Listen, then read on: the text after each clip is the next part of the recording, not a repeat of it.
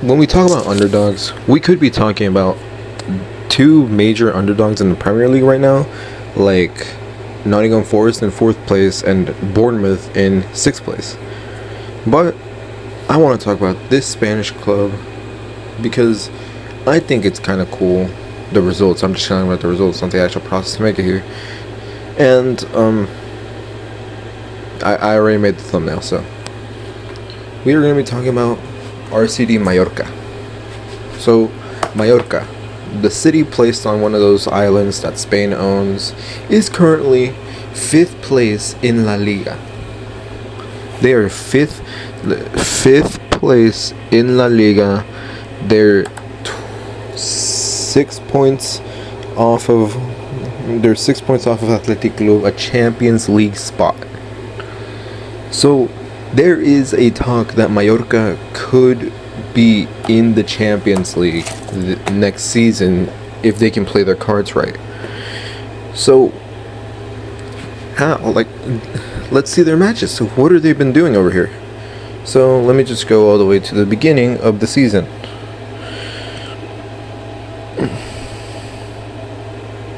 Beginning of the season, they played against Real Madrid at home in Mallorca Stadium, and okay, that's a hard match. But they drew them 1-1, and I watched the game. I made a video on the game. Mallorca were the better team of the game. I'm not gonna lie to y'all. Mallorca were the best team of those two. And then, second match day, they lost to Osasuna 1-0. That's kind of bad for Mallorca, you know. I'm kidding. There's still a lot to go. Osasuna's pretty tight with them on points, and it was only 1-0. Okay, it was only 1-0. Okay, they drew 0-0 to Sevilla. All right. Okay, pretty good. Then they get a 1-0 victory over Leganés away. Leganés are a relegation candidate, but they're that was a pretty mid performance from Mallorca, I will say that. Then we get Mallorca losing to Villarreal 2-1. Villarreal are not that good this season, okay? Villarreal are not that good this season. And Mallorca got a red card in this game. They did as much they could, but they lost 2-1. Fortunately, it was only 2-1 for them. Then they played against Real Sociedad at home. They beat Real Sociedad 1-0. I know Real Sociedad isn't really the same team it was, but they still beat them 1-0. Then they go over to Real Betis in Real Betis Stadium, a place where Barcelona and Madrid usually cannot get a result, and they beat them 2-1. They beat Real Betis 2-1 away in Betis Stadium. That is major fucking ball energy for them, bro. And then continues the good results. A very, very iffy, scrappy victory over Valladolid. Another candidate for relegation, but they still won the game, alright? Then, probably their worst performance, besides another one, they lost to Espanyol away 2-1. I don't really know what happened. Like, you know, they kind of ran out of energy.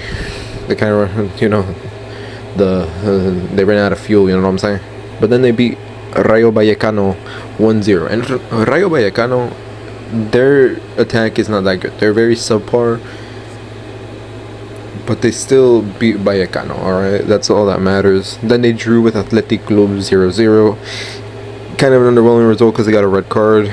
Then they lost to Deportivo Alaves 1-0. Dang it. But they also lost to Atletico Madrid the match week after, 1-0 in Mallorca's stadium. God damn it. Then, like I said, they beat Las Palmas. They got a red card and they beat Las Palmas away in Las Palmas stadium 3-2. Bro, like, that's crazy. It's not really that crazy, but you know, it's crazy.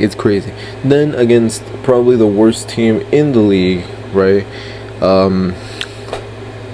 Valencia, they only managed to win 2-1, but like, they still won. That's the point. There's something about La Liga where it's usually, where sometimes, I will say, it's like both teams play very mid matches, and it's just like stroke of luck that one of them wins. Like, that's crazy. There now comes probably their only really, really bad result where they lost to Barcelona 5-1.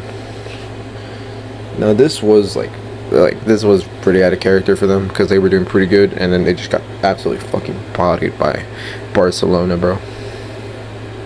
But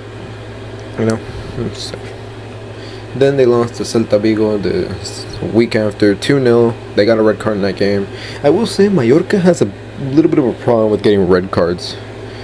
They're getting a lot of red cards. They're getting like a lot of fucking red cards, bro. It's crazy. Then last match week they beat Girona at home 2-1.